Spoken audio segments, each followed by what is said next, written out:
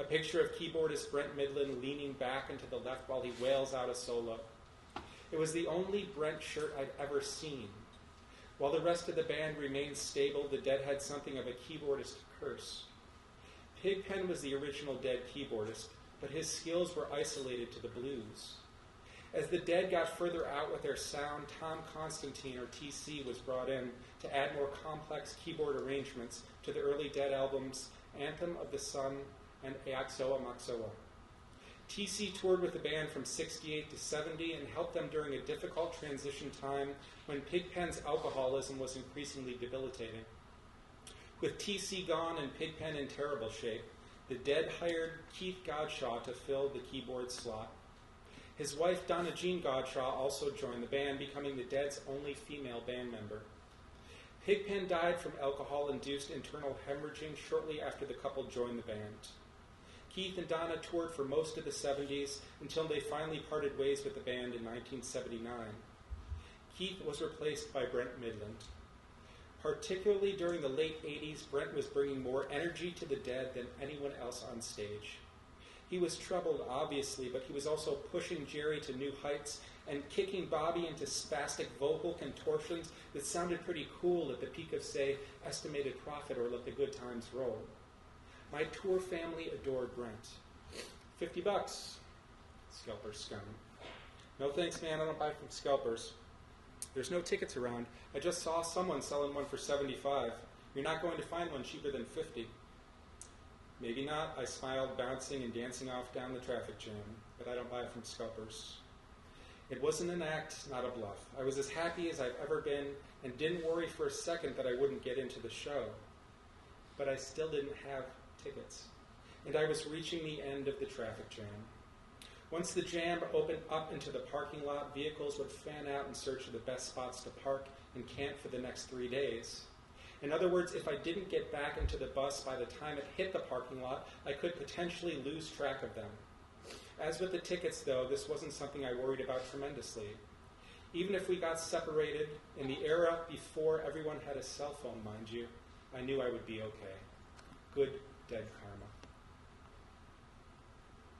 But by showtime the next day, I still didn't have a ticket. There was no question about what the rest of the family would do.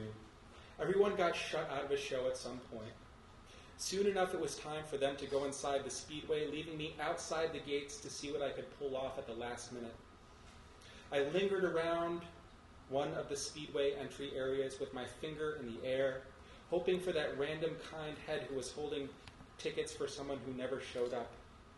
Inside the Speedway, the band started into Iko Iko, hands down the best upbeat dance tune opener for an outdoor summer show. Outside, I bounced, I grinned, I danced, I waved my finger in the air and hopped around in circles, giddy with even the echoes of what was taking place inside. And then I saw it. Some head who'd already gone into the show was poking a full ticket at me through the chain link fence. The ticket taker's hadn't torn his ticket. Without a word between us, I bolted over, flashed a peace sign, neither one of us wanting to draw any attention to the exchange, snagged the ticket and zipped back to the left through the gate and into the show. I was in. Hey now, Iko Iko all day, Giacomo fino anande, Giacomo finane. These were nonsense lyrics that meant conditions were perfect for a transcendent few hours of music and celebration. I danced into the Speedway, past the seating and down to the floor where thousands of other tripping, sweaty, smiling, blissed-out deadheads were losing themselves to Jerry's tangy lead line. Without even trying to search for them, I danced through the crowd and straight up to my family, who were clustered together and grooving on the floor near the soundboard. We all exchanged hugs, understanding that one of the small and unsurprising miracles that fueled Dead Tour had just taken place. Good Dead karma. So I mentioned in the question and answer segment before this that possibly one of the turning points in the book, and also in my own personal story, was when bad things started happening on tour, or bad things in my life that I sort of got out through the music or being in the scene in the community. And so I'm going to share one of those experiences that was really powerful and potent, and that's when a friend of mine got killed in a car accident. And this is attached to a show actually in Rochester, New York at Silver Stadium on June 30th, 1988. Rick was the first one of your group to die. He borrowed his father's new red Corvette to drive the last day of school in his junior year. In the pictures they published in the newspaper, the front of the Corvette is pushed deep into the front seats. The car was half its usual size, as if a giant hand had reached down, crumpled the car up like old newspaper, and tossed it beside the road. Rick had been traveling at high speed when he hit a van, got pushed in front of another car, and then got hit again. Car wreckage was strewn over a 100-foot area. The other driver sustained multiple injuries, including severe facial injuries. Rick survived for an hour while they extracted him from the wreckage. He was pronounced dead at Strong Memorial Hospital at 9:16 a.m. Your scene outside of school now centers around an apartment shared by anywhere from 3 to 5 friends. The inhabitant headcount varies based on who got kicked out of their house that week and who happened to be in town. Some of the tenants have already graduated high school and are just hanging around. For some, this is simply a better alternative than their fucked up home life. You all refer to this place as either the apartment or Alliance Street, where the apartment is located. Alliance Street is more fitting of the two names. This is the stoner headquarters, the home of the Alliance. This is the last gasp of togetherness before post-high school life kicks in and your clique is dispersed to wherever they will go. When Rick dies, there are the calling hours and funeral. You and your friends put on your best clothes and pay your respects to the family. But the real memorial is held at Alliance. Cheap cans of beer are used to toast his hard partying life.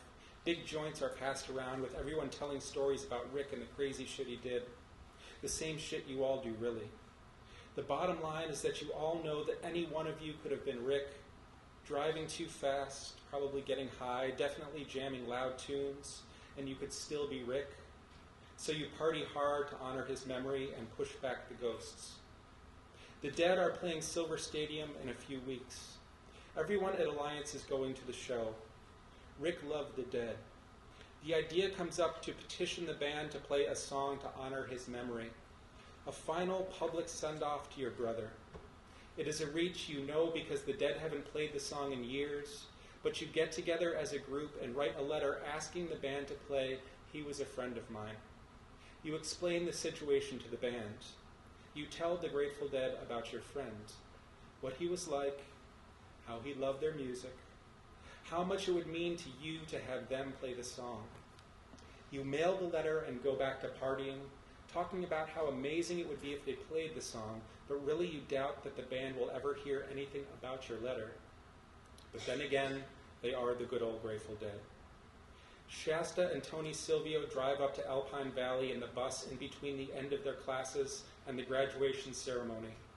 You can't make it because you've got finals. They hear about the accident on the radio on their way out of town, but Rick's name isn't given in the report, and Shasta and Tony can't imagine it's anyone they know. Only when they get to Alpine Valley and call home do they learn that it was one of their friends, brothers, in the Corvette that had cracked up and killed that kid on the country road.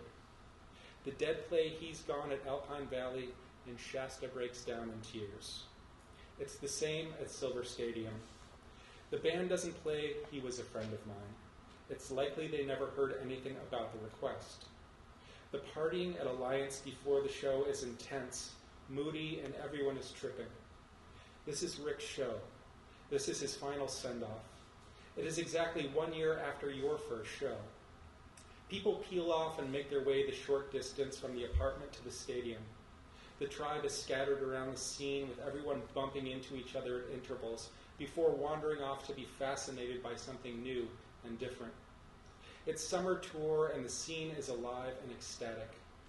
The band plays I Know You Rider, and every one of Rick's friends at the show feels the chorus, I know you rider, gonna miss me when I'm gone, beamed straight to their core. The emotion is building and the music is hot. You are dancing for the ceremony of it. to send Rick's spirit a message that he will not be forgotten. When Phil starts the thick bass line for He's Gone, it doesn't matter whether the band got your request or even if they break out, he was a friend of mine after all. The band is on for the show. They are tight. The vocals are crisp, and the music is deep with vibe. Jerry's voice is as mournful as you've ever heard it. He is wailing your sorrow. He is helping bring all your confusion, anger, and sadness out into the world where it can be expressed, purged, and sweated out into the atmosphere. Brent is topping off the high end of the vocals, and the band downshifts into an a cappella chant of, oh, nothing's going to bring him back. The potential for a bad trip is there, but that doesn't happen. Not for you, anyway. This is church. This is home. The music is too honest and soothing. The choice of He's Gone seems too meaningful to be a fluke, and besides, you don't believe in flukes. Only karma and synchronicity. It's all coming together. The Dead are singing Rick back home and telling you to keep on going without him. You are young. There is so much to do. He's gone, and nothing's going to bring him back. Dance, sing, celebrate the life you all still share together. He's gone, children, and nothing's going to bring him back. And then we go into the show and around the show, and eventually you come out of the show, which was fun, especially if you were parking and staying there.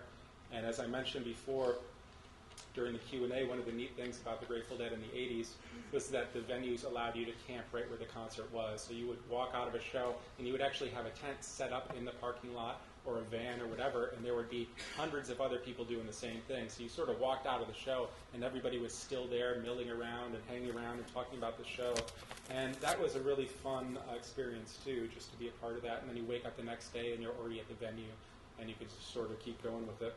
So this is walking out of the show. This is one of the, somebody had asked a question about the second person section. So this is also written in the second person, meaning I'm saying you do this and you do that, as opposed to I do this and I do that.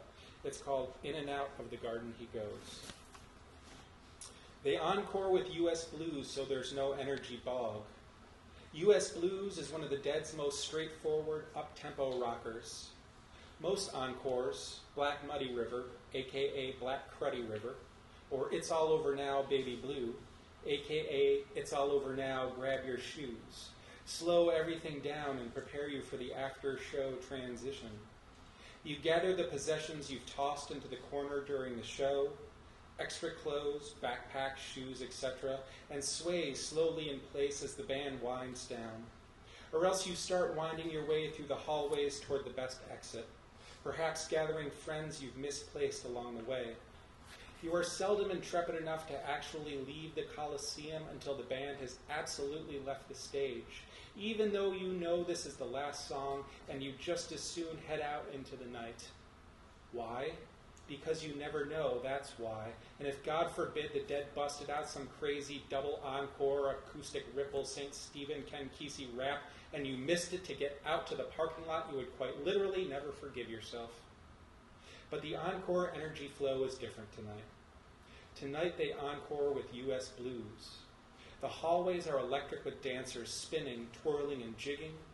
You are not only about to head out into the parking lot, but you're heading to the next show, the next state, traveling down the treacherous throughways of America toward your next encounter with the band.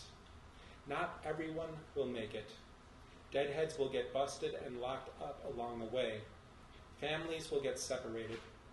Some might have to leave tour and go back to a job, school, family, that insidious real world of America.